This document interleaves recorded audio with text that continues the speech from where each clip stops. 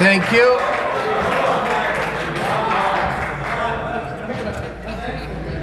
The member for Etobicoke North. Thank you, Speaker. I commend my colleague from Trinity Spadina and his passion and theatrics.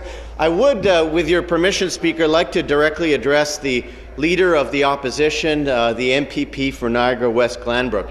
I take him at his word when he says that he's concerned about job loss and unemployment and, of course, the psychosocial effects that has on the various communities that are affected. I take him at his word.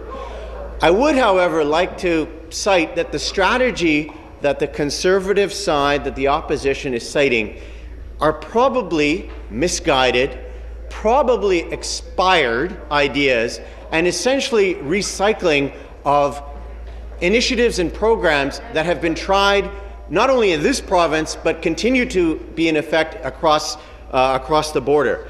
And when we were seeking to rename this particular act, Bill 158, the Million Jobs Act, so far the Brain Trust has come up with this phrase of Killing Jobs Act or Chasing Jobs Away.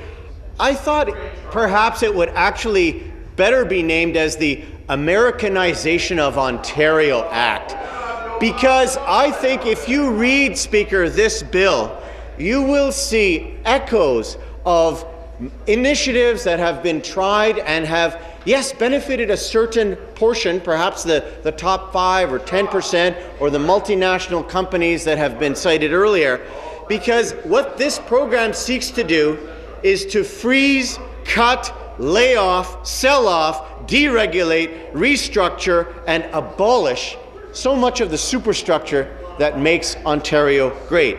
What I would say with respect to my honourable colleague, the Leader of the Opposition, and to his advisors and to my MPP colleagues, that this is a country, not a corporation. We are citizens, not merely taxpayers. And that distinction, that fine balance, is something that I think neither the Tea Party, Republican, and the divide and conquer, us and them mentality, neither do they recognize, appreciate, but probably strive to blur. It's an sort of an ideological pose of privatizing the gains and socializing the losses, and turning everything, whether it's healthcare, education, or infrastructure, into profit centers. That, Speaker, is precisely what's happened in places like Alabama, Wisconsin, Detroit. There's a word, Speaker, that I think is very important to introduce to the economic debate here, and that is arbitrage. Originally, it used to mean that you buy gold at this amount in Paris and sell it at a higher rate in London.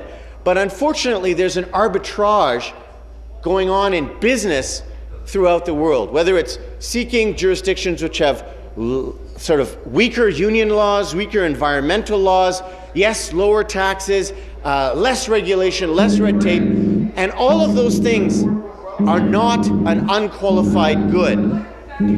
Speaker, we've tried, I think, this idea of stopping the gravy train, especially for those of us here in the GTA, are well familiar with the aspiration that had, that the sloganeering value that had.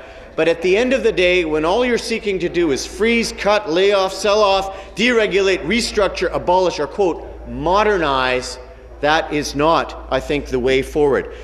By the way, you really need to read some of the recent speeches, and by the way, the most recent book and documentary of the Honourable Mitt Romney, the expired candidate for the presidency of the United States, and you will see an extraordinary concordance at your peril, sir, between your plan and Mitt Romney's plan.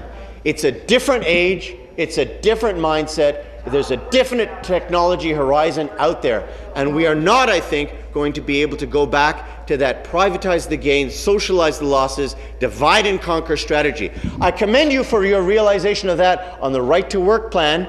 My colleague from Durham, the Honourable John O'Toole, was quite right, but I think many, many other issues you will find, sir, will play themselves out in a similar manner once the election is called, whenever. Merci, Monsieur le Président.